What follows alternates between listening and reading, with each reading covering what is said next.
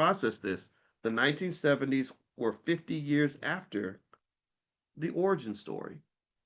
How many people really start a business expecting it to take 20, 30, 40, 50 years before they really, really, really start making like significant amounts of money?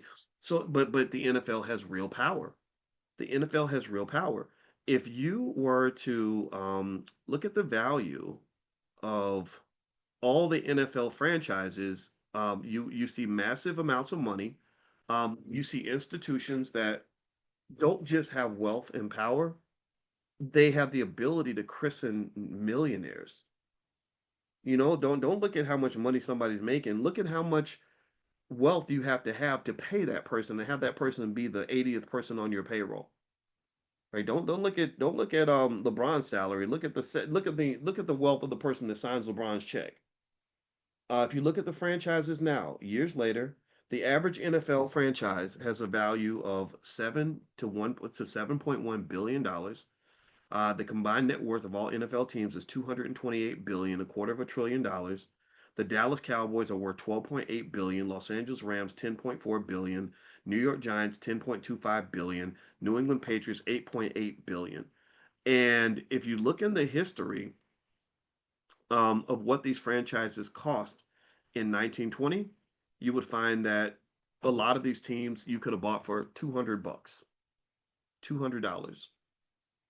A lot of people were offered opportunities to buy these teams, but they chose not to because they all they saw was a raggedy business. They had no vision. They had no financial consciousness.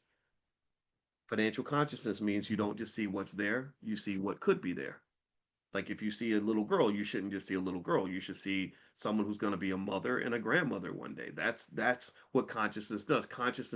Allows you, and this fits right into wealth. When you look at an asset, a financial asset, you shouldn't just look at what it is. You got to look at what it's going to become. You give it TLC, you protect it, you grow it. Like that little girl, if you protect her and you nurture her and you educate her and you pour into her, you invest in her, then you're investing in something that could be extraordinary one day. She could become the first female president of the United States. But she'll never become that if you don't invest in her early. So your biggest investments are always in people. So when I talked to my daughter this morning on the way to school, I was investing in her. That was me being an investor. Hey, let me drop some game on you on how life works. Let me tell you some things that I wish somebody had told me when I was 15 years old. All right. So literally in 1920, so all these NFL teams, right? You got the San Francisco 49ers, 8.6 billion, Cincinnati Bengals, which is one of the cheaper teams, they're worth 5.5 billion. In the beginning, a franchise cost $100, and that was the fee to become a member of the American Professional Football Association.